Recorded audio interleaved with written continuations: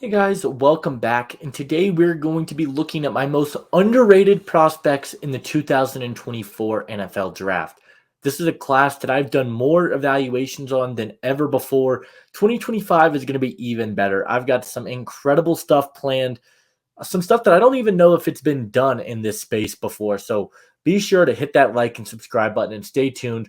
We are getting closer to 3,000. I really appreciate it, but we're going to look at my most underrated prospects in the class. Now, how does this work? It's based on the consensus big board. Who is the guy on mock draft database that is the most underrated player at their position in the class as I compared them back and forth with my board? I have my own board that I've been working on for quite some time, and we're going to look at the most underrated player at every single position. Leave a like, subscribe, and let's go ahead and get right into it. Starting off with the quarterback position, and to me, that's going to be Bo Nix.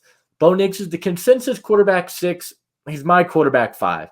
The quarterback position is one of those where it seems to be pretty chalk. Everyone's got Caleb, Jaden, Drake May, JJ McCarthy, and then Bo Nix, Michael Penix, so on and so forth. There's not really that deep sleeper in this class for me.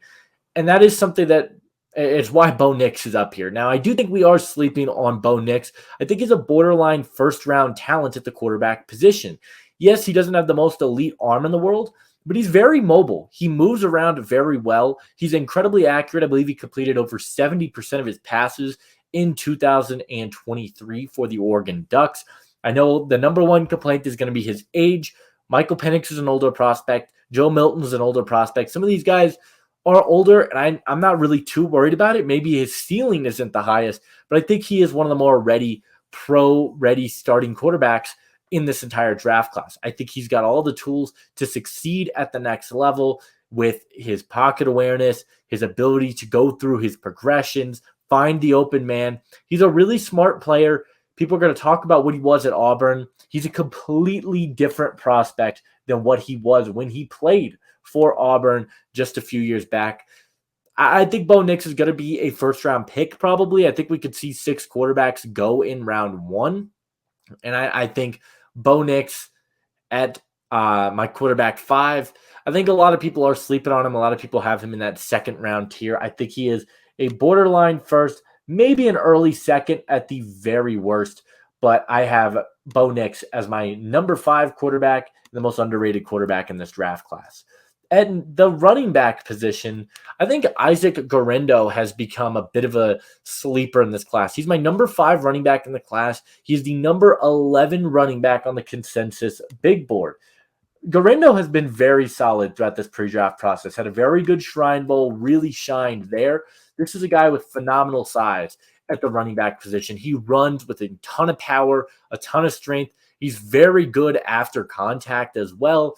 Again, he's a bit of an older prospect at the running back position, which is something that could come back to hurt him, but he doesn't have a lot of mileage on his legs dating back to his time at Wisconsin. He's never been the number 1 back. Some issues I do have, he doesn't have a lot of jukes in his arsenal. He doesn't have a lot of receiving potential. He's lightning quick, ran one of the fastest 40 times for the running back group. He's 6'1", 225. I mean, he's got the size to run you over. He's a powerful runner in the open field. I think he's got so much potential to be one of the best running backs. I would take him in the 3rd round. I think he probably ends up falling to around the 4th or 5th, but I think whatever you're getting Guerendo, you're getting an absolute stud and a major steal. I think he's the most slept on and underrated running back in this draft class. For the wide receiver, we're sticking in Louisville, and that is going to be Jamari Thrash. Now, he's my number 17 receiver. He's the number 22 receiver on the board. I love this guy. I've loved this guy for a long time. You guys can go back, look at my prospect spotlight on him back at around the Senior Bowl. He has been a guy who has been I've been a major fan of his for a long time. Ended up running in the 4.4, which is a bit surprising because his speed was something that I was a bit concerned about. This is a guy who's really good in the open field. He breaks a lot of tackles. He knows how to create plays with his legs, and I really like that. I liked how Louisville schemed him in their system. This is such a loaded receiver class that the 17th receiver, I think he'd be a top 10, maybe a top 5 receiver in the class last year. He's very balanced. He's a very sharp and smooth route runner. He's got great footwork. He's shifty. He sells his routes really well. He creates separation.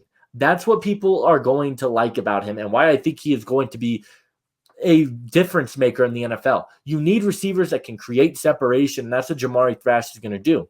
He's not the fastest guy. He's not the most physical guy, which is why he's at number 17. He's going to probably be a day 3 pick.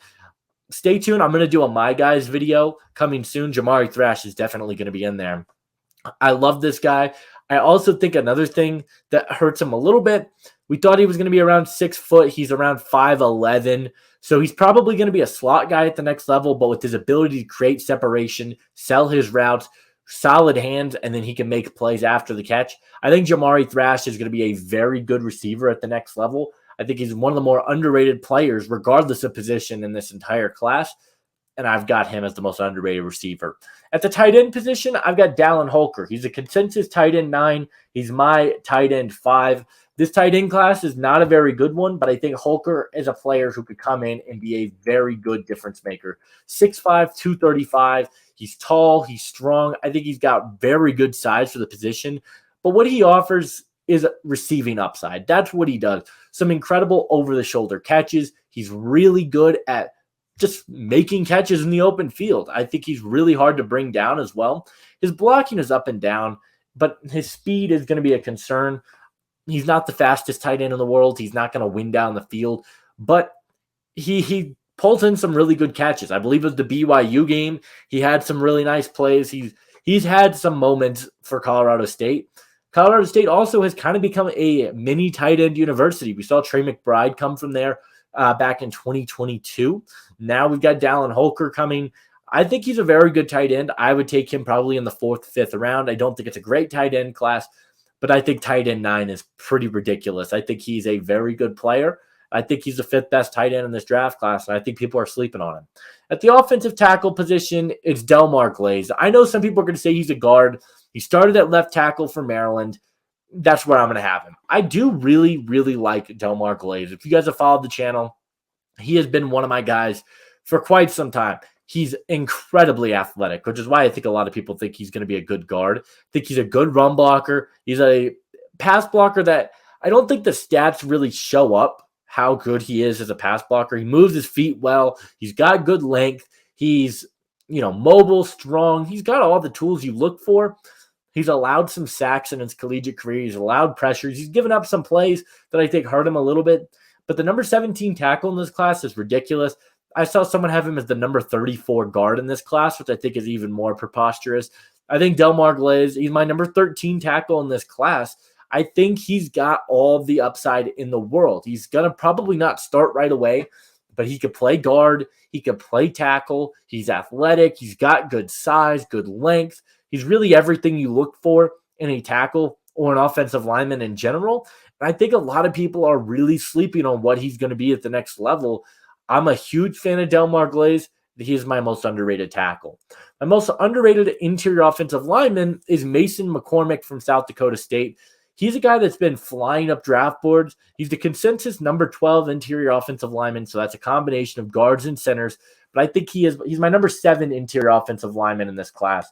I think he's awesome. He comes with over 3,000 snaps of starting experience at South Dakota State. Now, I know people are going to talk about, well, he's playing FCS competition. How much does that really matter? You scout the player, not the helmet, and he has some of the most ridiculous athleticism at this position I've seen. You look at his RAS score, it's ridiculous. He's got very good hand placement. He's got very good footwork. And as a run blocker, he just provides a different level of nastiness. Now, I do think his strength and his anchor can improve a little bit. I think his footwork as a pass protector is a bit up and down, but you can certainly see the upside. I think he's going to be valuable and go in the 2nd round simply because of the experience he offers to an NFL team. Over 3,000 snaps of experience is a ridiculous amount of snaps. He's got more snaps than Amarius Mims has in his entire career. Just as an example, I think Mason McCormick is going to be a really good player. A guy I had to go back and reevaluate recently, but I think he's going to be a fantastic player at the next level, and I think he's the most underrated interior offensive lineman. Now we go on to the defensive side of the ball, and at edge rusher, it is going to be Jonah Ellis. Now, the edge rushers, I feel like I'm pretty chalk on. The only other guy that I think I'm a bit higher on than consensus is Chris Braswell, who both of those guys are pretty close. I think I have Chris Braswell as my number 4 edge rusher. I think he is the number 6 on the big board. So I just went with Jonah Ellis just so we could talk about him because it's been a while since we mentioned him. This is a guy who, yeah, he's a bit undersized. You look at him, he's 6'1", I believe he's around 240. He's not the biggest guy in the world. Actually, I'm going to pull up his numbers because 240 seems pretty low. Jonah Ellis is 6'1", or 6'2", 248. Okay.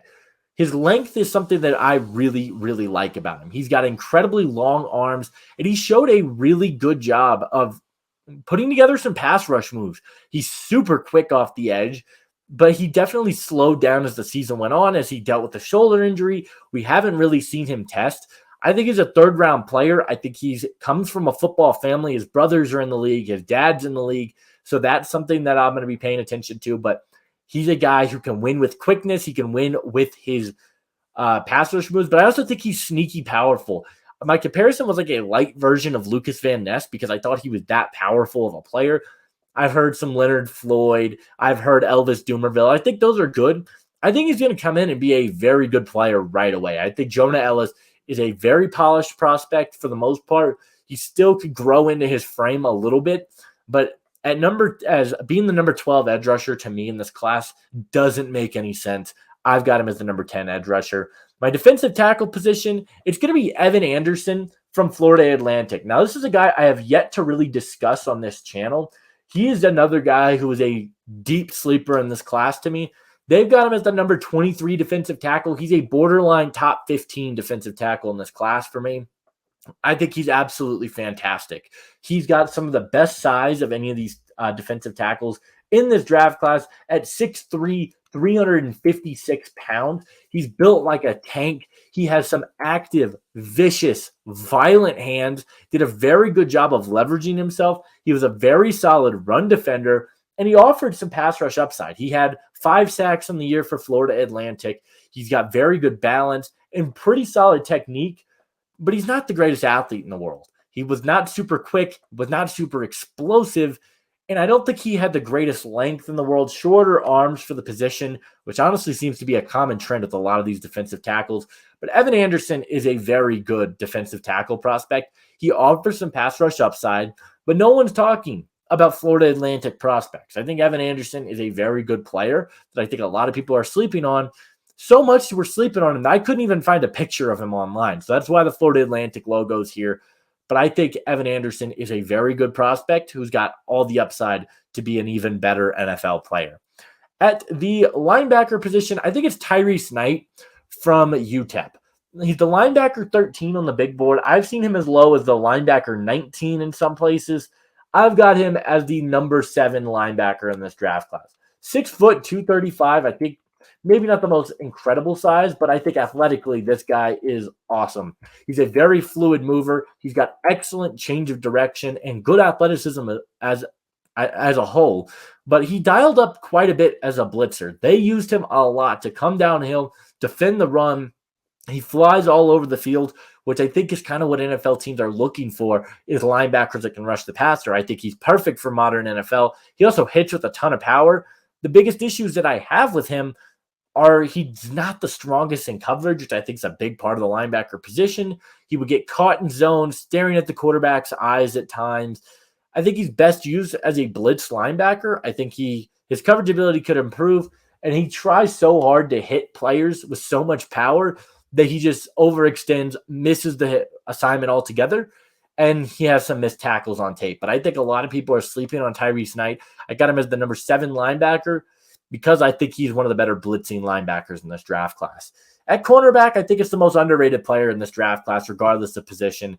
It's Dwight McGlothern. You guys would know for a long time, he has been a guy that I have been all in on for a long time. He's my number 11 corner. He's the number 27 corner on the big board. That doesn't make any sense to me. Absolutely none. He's got incredible size. He's a pretty solid athlete. He's good in man coverage. He's physical, and he's good in zone coverage. What more do you want from a corner? What more could you ask for? He's everything you look for at size at the outside cornerback position, length at the outside quarterback position. I mean, he's one of the more well-rounded cornerback prospects in this draft class, I think. He's 6'2", 181 pounds, played at LSU. He's got long arms. He's very physical, made plays with the ball in the air. But I think in zone coverage, the way that he was able to react quickly, I think a lot of people are going to talk about him being 181 at 6'2", pretty small there. You'd like to see him add on some muscle. He's got good track down speed, but he seemed to lose a step in press coverage at times. I think all those things can be taught. I think he is going to be one of these guys we look back on and be like, why did he not get taken higher? I'm a huge fan of Dwight McLaughlin, and he's my number 11 corner. And to finish it off, the safety position, that's going to be Bo Braid. He's the consensus number 11 safety. He's my number 5 safety. I absolutely love Bo Braid. First of all, 5'11", 208, I think is very solid size. He's got pretty big hands for the position. He's the smartest safety in this entire draft class, in my opinion. The way that he is able to read plays, his instincts are extremely high. He picked up guys underneath. He read plays behind him. He had some good closing speed, good length and size. He's not the strongest player. He wasn't the best tackler in the world, but I think he offers a lot in coverage due to his instincts that not a lot of these other guys are going to offer. I think Bo Braid is the most underrated safety in this class. He's a top 100 guy for me, and I've got him as my number 5 safety. But guys, let me know, who do you guys think are the most underrated players in this draft class, regardless of position? Leave a like, subscribe if you are new. Stay tuned as we take a look at the most overrated prospects coming tomorrow. And I'll see you guys in the next one. Adios.